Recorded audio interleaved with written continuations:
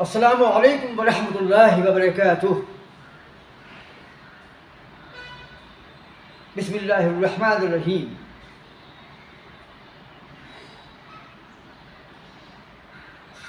محترم سامعین، تاریخ اہل حدیث بوئیسر، پال گھر، ویرار اور رتنا گیری کی تاریخ ساگوا کو بیان کرنے کے بعد ویسے 3 ویڈیو تاریخ کوکن پر پہلے ہم تفصیلی پیش کر چکے ہیں اور دیگر بھی تاریخی جو ہے خطابات ہو چکے ہیں، لیکن ابھی تسلسل سے یہ 5واں ویڈیو ہے جو ہم وسئی پھاٹا، جو بمبئی کا بالکل بمبئی کی مغربی ممبئی کی منتہا پر واقع ہے، وسئی پھاٹا، وسئی میں یہ واقع ہے۔ آج ہم مسجد اہل حدیث وسئی پھاٹا سے متعلق آپ سے خطاب کرنے والے ہیں۔ اس بزم کے میر مجلس اور اہل حدیثوں کے سمجھ لیجئے کہ رہنما اور قائد جو ہیں جناب سمیع اللہ صاحب، اور عام طور سے سمیع اللہ سیٹھ کہا جاتا ہے، موصوف ہیں، اور موصوف کے گھر میں پورے سال، بالخصوص ماہ رمضان میں اور یوں تو پورے سال چندہ وصول کرنے والے علماء کا و ائمہ کا اور سفراء کا جو ہے تانتا لگا رہتا ہے، اور موصوف بڑی فراخ دلی سے اللہ کے دین کی خدمت کرتے ہیں اور ان کو اچھی رقوم سے نوازتے ہیں، مدرسوں کا تعاون کرتے ہیں، علماء کی کفالت کرتے ہیں۔ ایسے بہت سے علماء ہیں اور بہت سے ادارے ہیں، مدارس کے علاوہ بہت سے ادارے بھی ہیں اور بہت سی مساجد ہیں جہاں آپ کا تعاون جاتا ہے۔ خاص طور پر موصوف نے میری اشاعتی سرگرمیوں میں بھی ہمیشہ میرا تعاون کیا ہے، اور وہ ان چند لوگوں میں سے ایک ہیں جو مسلسل میرے تعاون میں پیش رہے اور تعاون کرتے رہے، کتابوں کی اشاعت میں اور میری مشن میں، یعنی دائرۃ البحوث السلفیہ جو میرا ادارہ ہے اس میں ہمیشہ تعاون کرتے رہے۔ موصوف ایک بہت ہی صالح اور کریم النفس شخصیت کے حامل ہیں، اور یہ ادارہ جو وسئی پھاٹا کی جو یہ مسجد ہے، مسجد اہل حدیث، اور جہاں پر آپ کا مسکن، آپ کا مکان واقع ہے، وہاں پر جو ہے جو مسجد جو ہے جس پر آج بریلویوں نے قبضہ کر لیا ہے، جو بریلویوں کی مسجد کے نام سے موسوم ہے، وہ دراصل مسجد اہل حدیث تھی۔ اس کی تاریخ ہم بیان کرنے والے ہیں، اور موصوف نے اس کے بعد اپنے گھر میں اپنی نماز کا اہتمام شروع کر دیا، جمعہ اور عیدین کا اہتمام شروع کر دیا، اور خطبات بھی یہاں پر آپ نے شروع کر دیے اور دروس بھی آپ نے یہاں شروع کر دیے۔ تو آج ہم وسئی پھاٹا کی مسجد اہل حدیث کی تاریخ سے آپ کو واقف کرانے والے ہیں۔ یہ وسئی پھاٹا میں اس کا محل وقوع یعنی کس مقام پر ہے؟ دراصل وسئی پھاٹا میں جو چوراہا ہے، تو جو فلائی اوور برج ہے، تو جاتے وقت یعنی بمبئی سے جب جاتے ہیں گجرات کی طرف، تو لیفٹ میں بائیں طرف جو ہے جس مقام پر یہ برج کی کراسنگ ہوتی ہے، نیچے سے لوگ نیچے سے باہر نکلتے جاتے آتے ہیں، اس مقام پر بائیں جانب جو ہے جناب سمیع اللہ صاحب کا مکان ہے، جہاں پر آپ مقیم تھے۔ طویل مدت آغاز سن 1976 سے لے کر کے 2-3 سال پہلے تک جو ہے موصوف کا یہ مکان تھا۔ آج وہ مکان جو ہے توڑ کر کے وہاں بلڈنگ بن رہی ہے، 4 مالے مکمل ہو چکے ہیں۔ تو وہاں پر جناب سمیع اللہ صاحب کا مکان تھا جہاں آج بلڈنگ بن رہی ہے، اور یہیں پر جو ہے جمعہ کی نماز جو ہے سن 1997 سے شروع ہو چکی تھی۔ تو شیخ سمیع اللہ صاحب، شیخ میں نے اس لیے لگا لیا کہ موصوف نے بیتنار میں بچپن میں کچھ تعلیم جو ہے مدرسے میں حاصل کی تھی، تو آپ کو شیخ کے نام سے ہم اس عنوان سے جو ہے آپ کو معنون کر سکتے ہیں۔ تو جناب سمیع اللہ صاحب جو ہیں سن 1971 میں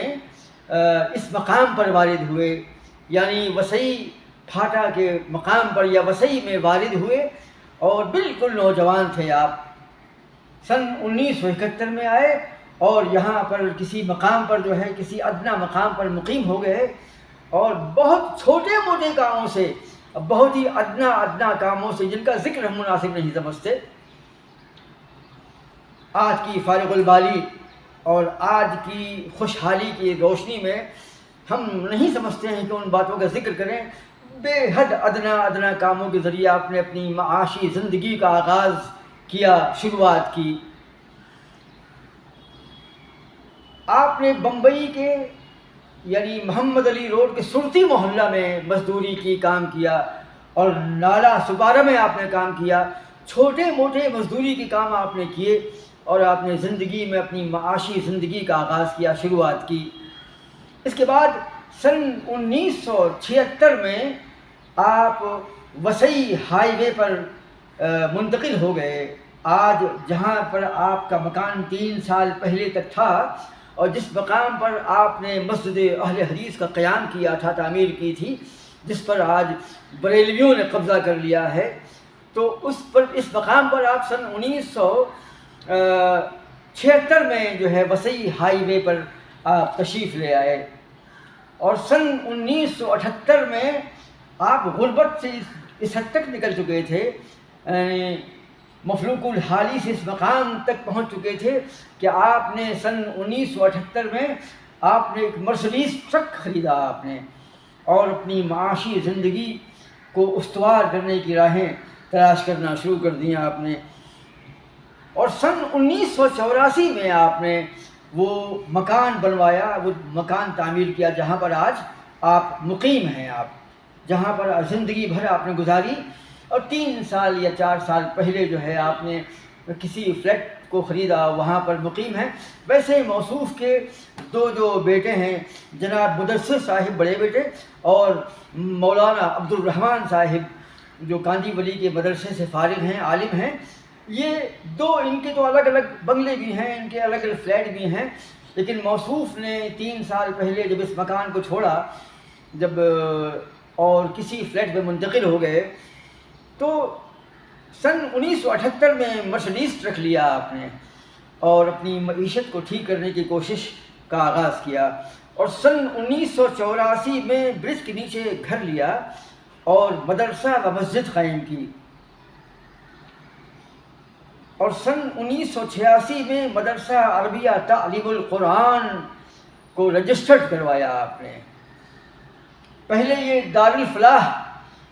ایجوکیشن اینڈ ویلفیئر ٹرسٹ کے نام سے یا سوسائٹی کے نام سے موسوم تھا, لیکن بعد میں دارالفلاح کے نام سے جو ہے یہ باقی رہا. تو سن 1986 میں جو ہے آپ نے اس ادارے کا رجسٹریشن کروایا اور 1993 تک یہ آپ کی تحویل میں اور آپ کی کفالت میں رہا, اور موصوف اس کے ذمہ دار رہے اور اس مسجد کی بھی ذمہ دار رہے جس پر آج بریلویوں نے قبضہ کیا ہے. یہ ادارہ جو ہے یعنی دارالفلاح ایجوکیشن اینڈ ویلفیئر سوسائٹی جو ہے, اس میں 9 ممبران تھے. ایک تو خود جناب سمیع اللہ صاحب یہ موجود تھے, اور اس کے علاوہ 8 لوگ اور ممبر تھے, لیکن یہ سب دیوبندی تھے. آپ تعجب کریں گے کہ تمام 8 ممبران دیوبندی کیا اہل حدیث نہیں تھے؟ تو یقیناً یہ وہ دور تھا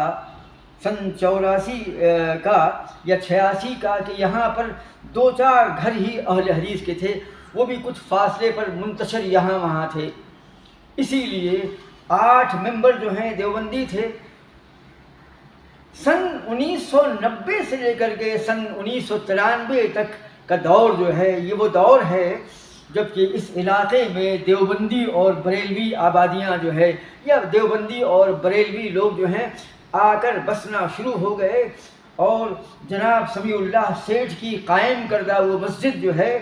وہاں پر نماز پڑھنا ان لوگوں نے شروع کر دیا. اور یہ تعداد جو ہے اتنی بڑھی کہ اکثریت میں یہاں پر دیوبندی اور بریلوی حضرات جو ہیں نماز پڑھنے کے لیے آنے لگے. اور یہاں تک کہ جو ہے یہاں تک کہ کچھ میں نام نہیں لینا چاہتا ہوں، موصوف نے منع کیا ہے، کیونکہ اب جو ہے وہ حالات ختم ہو چکے ہیں، اتحاد قائم ہو چکا ہے، اور اس مسجد کو چھوڑ کر کے سمیع اللہ صاحب نے ایک باکن پاڑا میں، وہیں جہاں پہلے ان کا گھر تھا اس کے بازو میں ایک مسجد جو ہے تعمیر کر لی ہے، 4 مالے کی مسجد ہے ماشاءاللہ۔ تو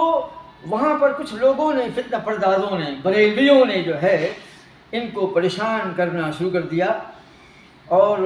یہ آفر کرنا شروع کر دیا کہ آپ اس مسجد کی نظامت اور اس مسجد کی کفالت سے یا قیادت سے جو ہیں برطرف ہو جائیں،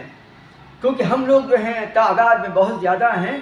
ہم لوگ جو ہیں اس مسجد کو چلائیں گے۔ لیکن موصوف جو ہیں سپر انداز نہیں ہوئے، ان کی پیشکش کو نہیں مانا۔ پھر کسی صاحب نے، ہم نام نہیں لینا چاہتے ہیں، دھمکی تک دی اور دنیا بھر کی پریشانیوں میں گرفتار کرنے کا الٹیمیٹم دیا، اور آخر میں بربنائے مجبوری آپ نے وہ مسجد جو ہے، کاش کہ ہم وہ بیان کر سکتے لیکن موصوف نے ہم کو منع کیا، بہرحال وہ مسجد جو ہے بربنائے مجبوری اور بربنائے مصلحت جو ہے آپ نے بریلویوں کو سونپ دی، کیونکہ وہ دھمکی دے رہے تھے اور آپ اکیلے تنہا تھے، کوئی موجود نہیں تھا۔ 2-3 اہل حدیث، کچھ غیر معروف اور مجہول قسم کے اہل حدیث افراد تھے جو اتنے مفید اور اتنے متحرک اور اتنے متحمس نہیں تھے کہ وہ تعاون کر سکتے، لہٰذا آپ نے یہ مسجد جو ہے سن 1990 کے آس پاس جو ہے ان کو سونپ دی۔ اس کے بعد وہ تمام لوگ جو ہیں یعنی بریلویوں نے اس پر قبضہ کرنے کے بعد جو ہے اپنے مستقبل میں اس مسجد کے مستقبل کو محفوظ کرنے کے لیے اور اس مسجد کو اپنے ہاتھ سے نکل جانے کے خوف سے بچانے کے لیے ان لوگوں نے سمیع اللہ صاحب پر یہ ایک اسٹامپ پر 10 روپے کے اسٹامپ پر حکومت کے سامنے یہ پیشکش کی اور یہ مقدمہ دائر کر دیا کہ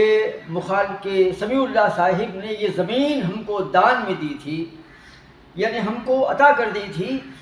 لیکن ہم نے جب اس کو 2 لاکھ روپے اس پر خرچ کیے تو 2 لاکھ روپے جب خرچ کیے تو سمیع اللہ صاحب نے یہ زمین ہم سے یا یہ مسجد ہم سے مانگنا شروع کر دی۔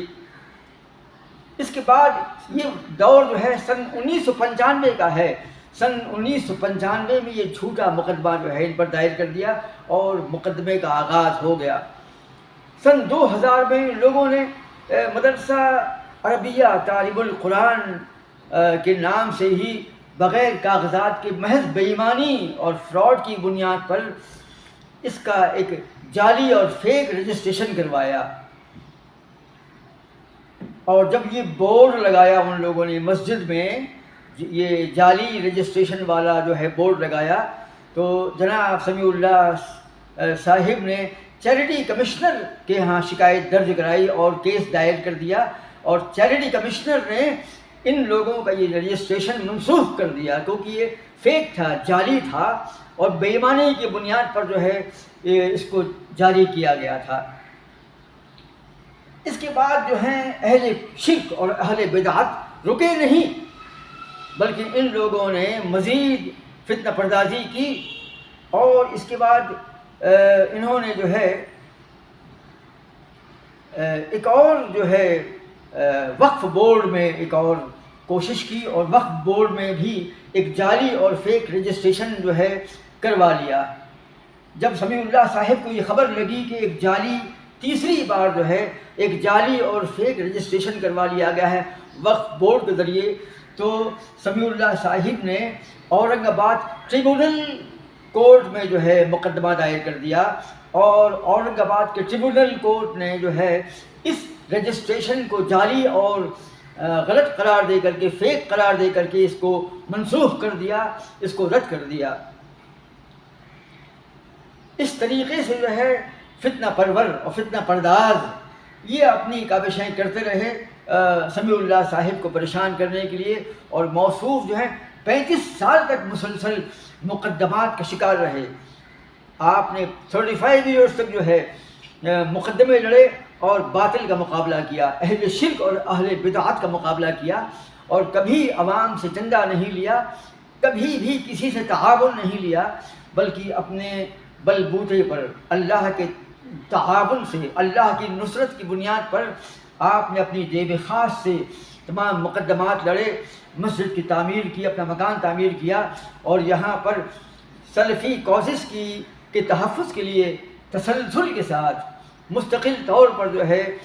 مصروف رہے۔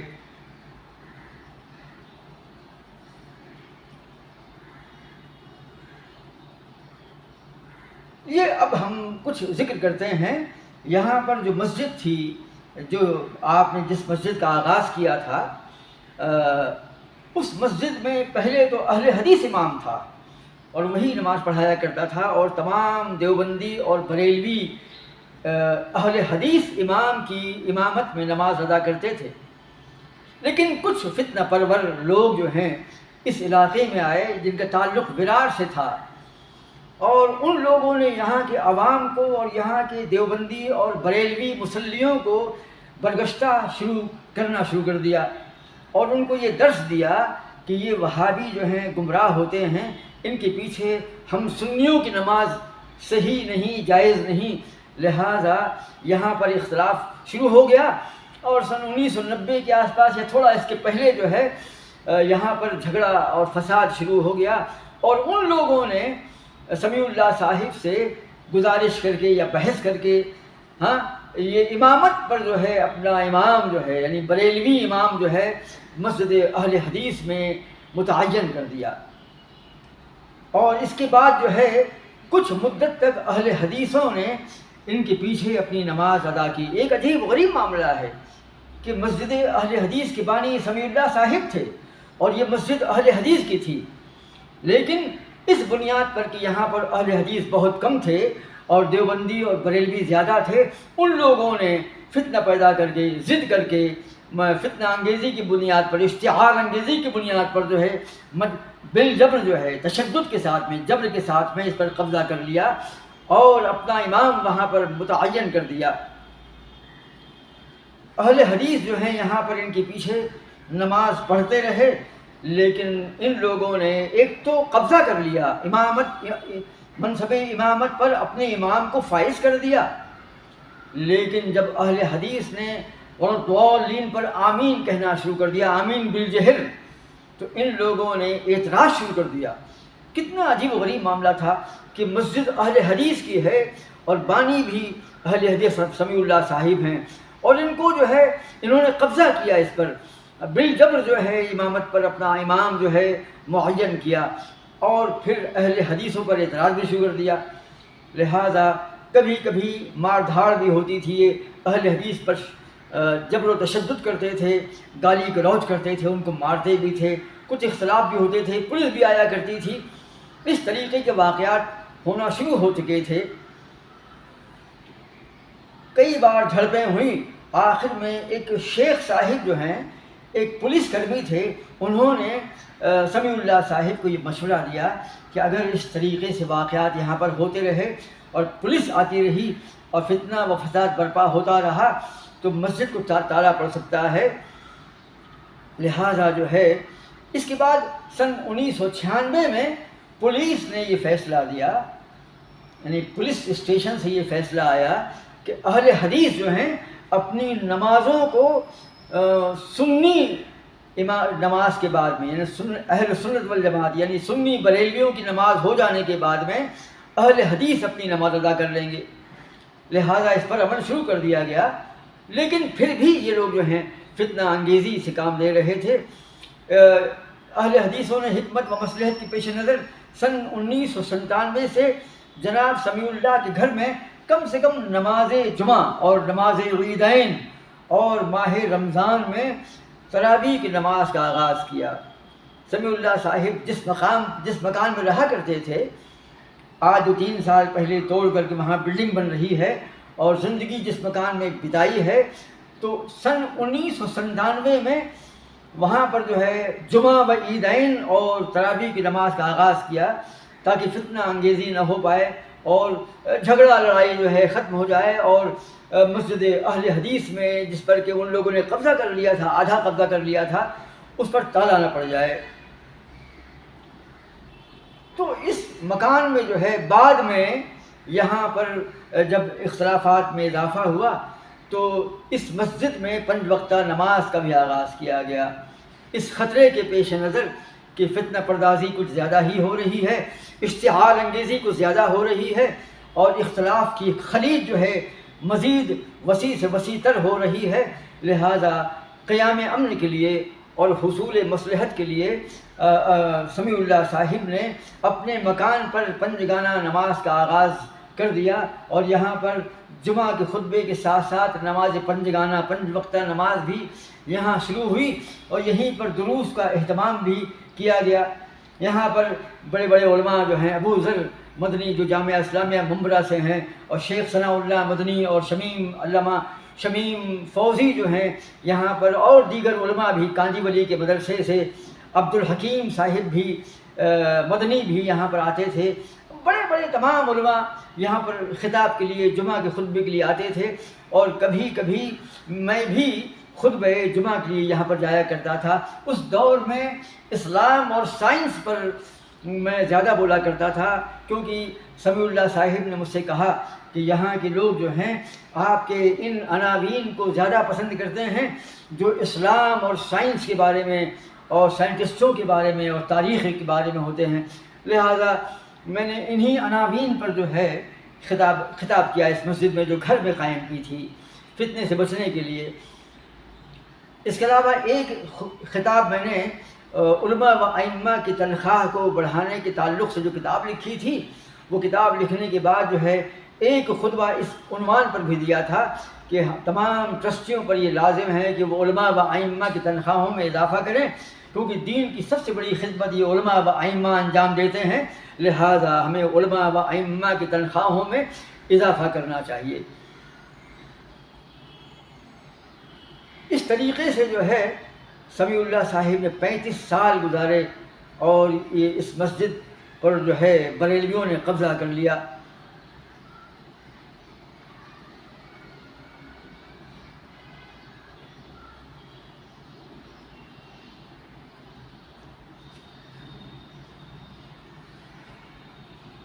سمیع اللہ صاحب جو ہیں ایک صالح اور نیک شخصیت کے حامل ہیں، موصوف بالکل سادہ رہتے ہیں اور کوئی جان نہیں پاتا، لیکن آپ نے دین کی بنیادی تعلیم جو ہے وہ بیتنار سے حاصل کی تھی، جو آپ کے بلرام پور میں آپ کا دراصل وطن جو ہے، آپ کے والد آپ کا جو پورا اسم گرامی ہے جناب سمیع اللہ بن روشن عرف روزن بن نہال بن جہانگیر پرسہنا بلرام پور، یہ ہے آپ کا اصل مسکن اور مولد، اور آپ نے بیتنار میں تعلیم حاصل کی، اور اسی لیے آپ دینی علوم سے واقف تھے۔ اور میں پریشان رہا کرتا تھا کہ موصوف دینی عناوین پر جو ہے کافی اچھا فیصلہ کرتے ہیں اور کافی کچھ دینی معلومات سے مرصع تھے، تو میں نے ایک دن پوچھا جو کہ شیخ ابھی آپ نے کبھی مدرسے میں تعلیم حاصل کی ہے؟ یہ اسی لیے سوال کیا میں نے، کیونکہ میں نے محسوس کیا کہ موصوف کا مطالعہ جو ہے کمزور نہیں ہے۔ تو آپ نے ہنس کر کہا کہ جی میں نے تھوڑا بہت بیتنار کے مدرسے میں کچھ تعلیم حاصل کی ہے۔ تب یہ راز فاش ہوا کہ موصوف جو ہیں دینی تعلیم سے بھی مرصع تھے۔ تو موصوف جو ہیں ایک بزرگ شخصیت کا حامل ہیں، سنجیدگی جو ہے آپ کا زیور ہے، آپ بالکل سنجیدہ اور بے حد آہستہ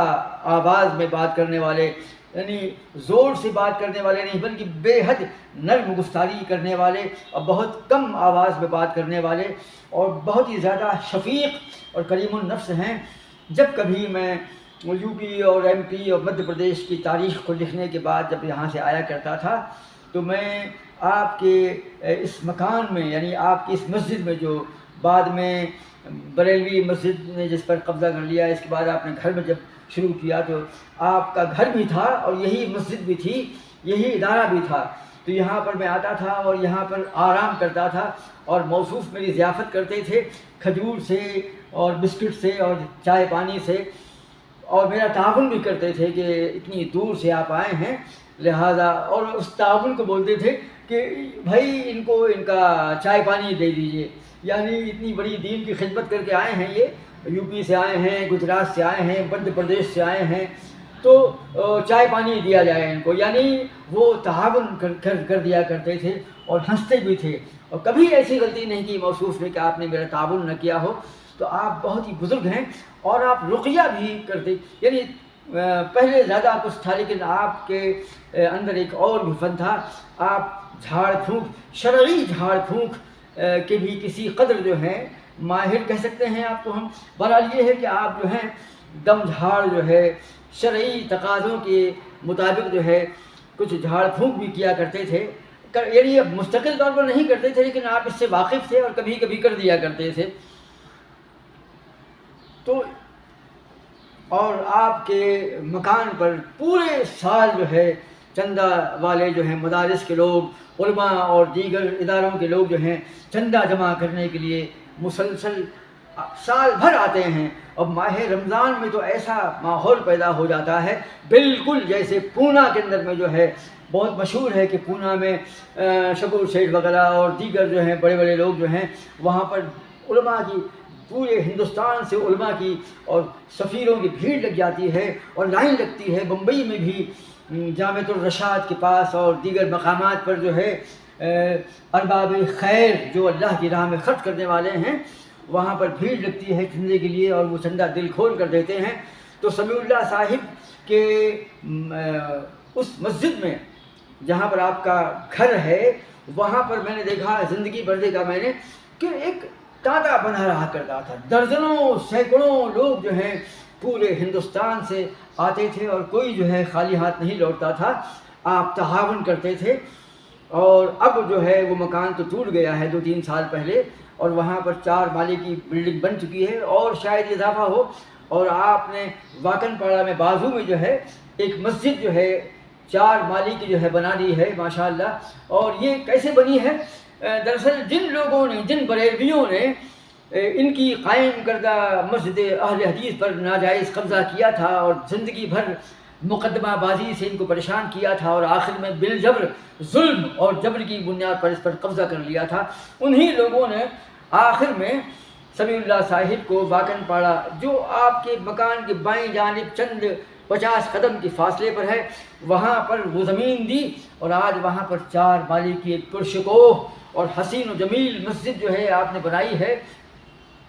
اور وہاں پر بھی باقاعدہ ایک بڑا ہال ہے، وہاں پر تو لوگ جمع ہوتے ہیں، چندے والے جمع ہوتے ہیں، اور وہاں اس ہال میں ایک جم غفیر رہا کرتا ہے، اور موصوف، اور پہلے تو موصوف بیٹھا کرتے تھے، اور ابھی میں پچھلی بار جب میں وہاں سے گزرا تو دیکھا کہ مولانا عبدالرحمن صاحب جو ان کے صاحبزادے ہیں، ان کے 2 بیٹے ہیں، ایک مولانا عبدالرحمن جو انہوں نے کاندی ولی کے مدرسے سے فراغت حاصل کی ہے، دوسرے مدثر، تو مدثر جو ہیں ان کے کاروبار کو سنبھالتے ہیں اور وہ دنیاوی قسم کے ہیں، اور لیکن عبدالرحمن صاحب جو ہیں وہ سمیع اللہ صاحب کے جانشین ہیں، دینی جانشین ہیں، اور آج پورا کاروبار جو ہے ان 2 بھائیوں نے، عبدالرحمن صاحب نے، مولانا عبدالرحمن نے، اور جناب مدثر صاحب نے سنبھال رکھا ہے۔ اور عبدالرحمن صاحب جو ہیں اس مقام پر بیٹھتے ہیں جہاں پر کبھی سمیع اللہ صاحب جو ہیں بیٹھا کرتے تھے اور چندہ دیا کرتے تھے تمام آنے والوں کو۔ تو موصوف کے ہاں جو ہے بمبئی سے زیادہ دیکھا ہے میں نے، بمبئی میں جتنی بھیڑ نہیں لگتی بڑے بڑے سیٹھوں کے ہاں، اس سے زیادہ بھیڑ جو ہے یہاں پر لگتی ہے۔ موصوف سے جب میں ملا تو موصوف نے یہ کبھی ذکر نہیں کیا کہ انہوں نے وسئی گاؤں میں بھی کچھ کام کیا ہے، اور کچھ ان کے ماننے والے جو ہیں وسئی گاؤں میں بھی ہیں۔ موصوف نے کبھی ڈینگ نہیں ہانکی کہ میں نے یہ کیا ہے، میں نے وہ کیا ہے، لیکن جب میں وسئی گاؤں گیا تاریخ اہل حدیث لکھنے کے لیے، جب میں وسئی گاؤں گیا تو وہاں پر جناب اجمل خان بن احمد خان صاحب سلطان پور کے دولت قلعے پر جب پہنچا اور وہاں پر ان کے فلیٹ میں بیٹھ کر تاریخ لکھ رہا تھا کہ آپ سلفی کیسے ہوئے، تو ان لوگوں نے بتایا، اور بھی کچھ لوگ تھے غالباً، کہ 1996 میں جناب سمیع اللہ صاحب وسئی پھاٹا کی تبلیغی سرگرمیوں کے نتیجے میں اہل حدیث ہوئے ہیں۔ یعنی سمیع اللہ صاحب نے وسئی پھاٹا میں جب کام شروع کیا تو آپ خالی کاروبار نہیں کرتے تھے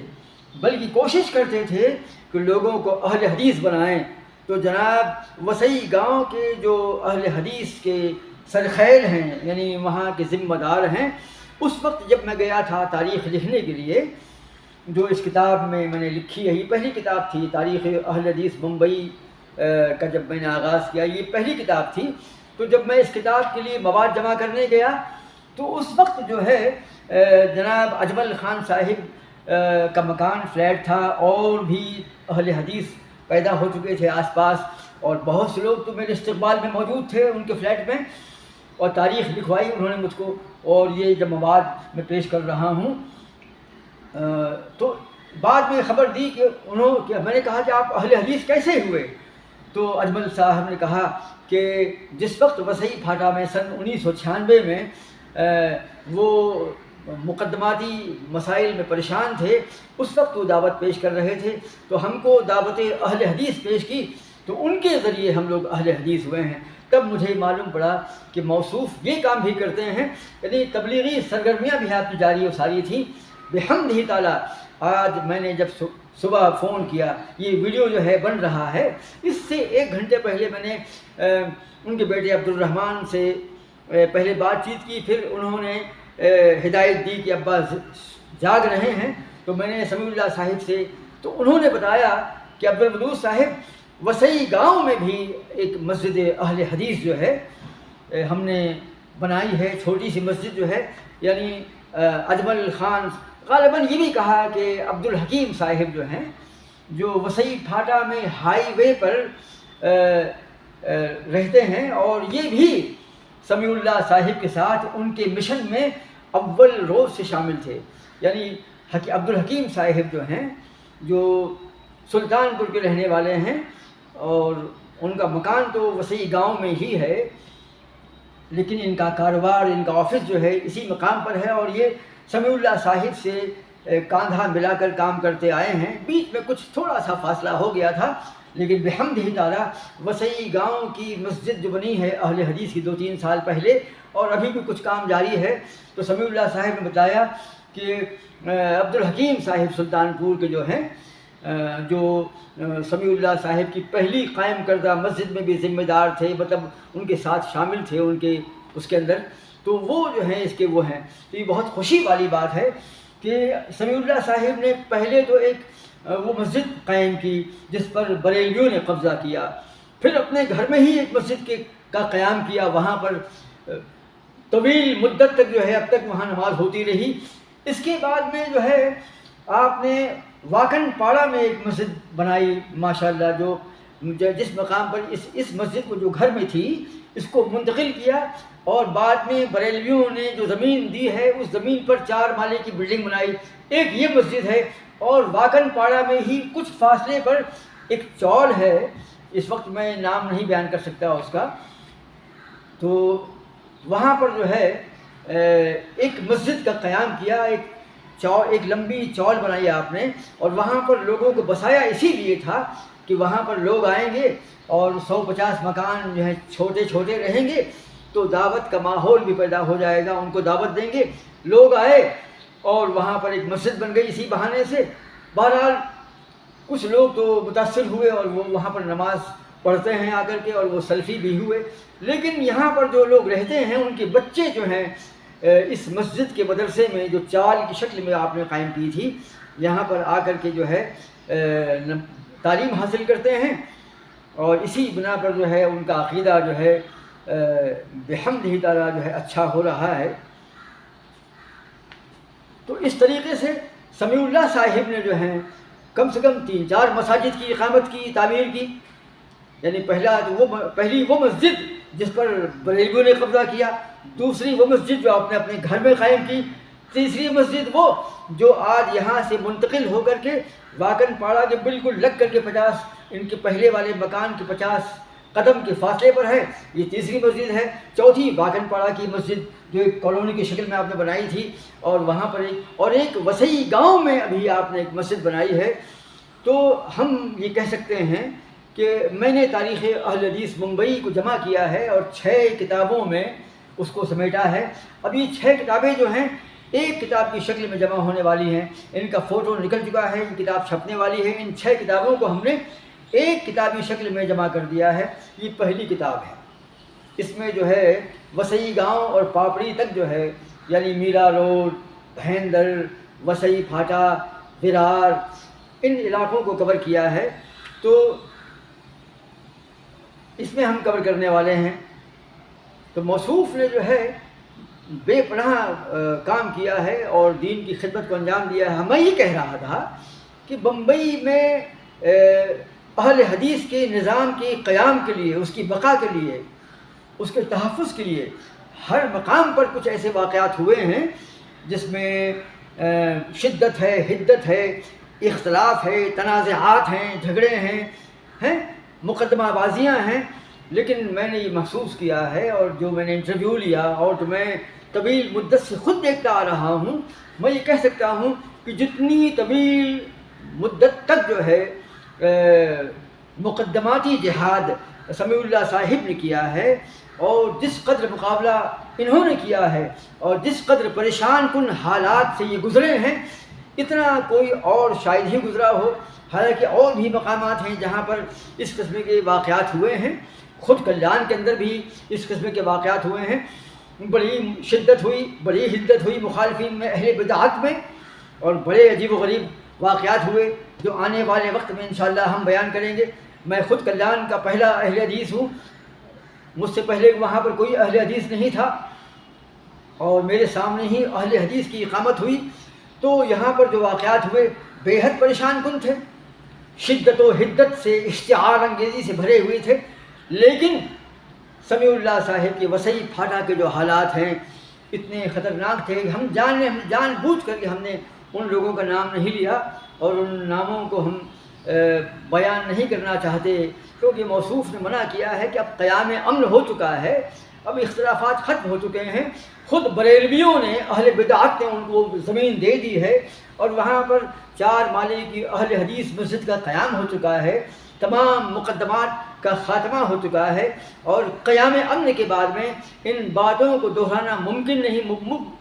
بہتر نہیں، مناسب نہیں۔ ویسے اس کتاب میں تو ہم نے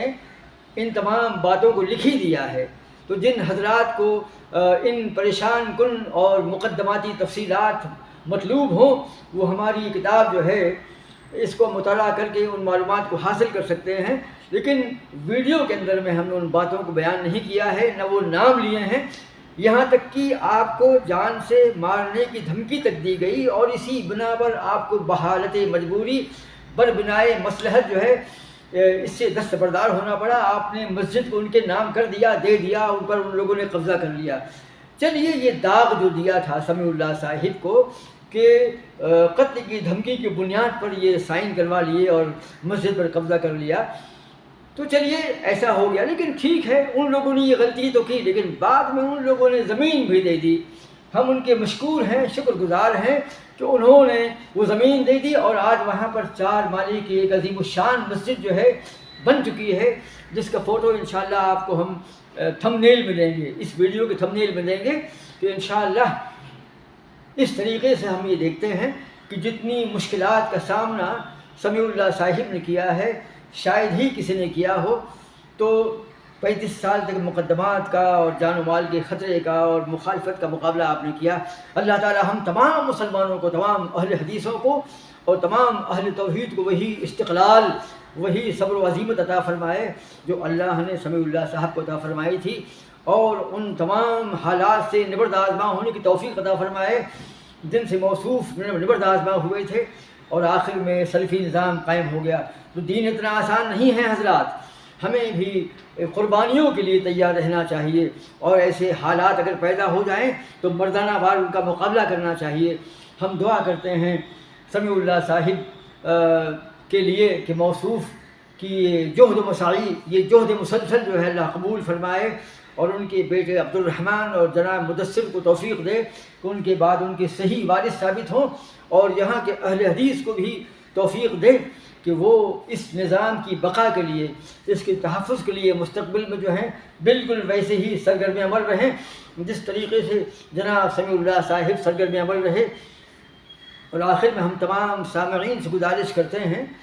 کہ وہ ہمارے اس چینل کو سبسکرائب کریں، شیئر کریں اور آگے بڑھائیں۔ السلام۔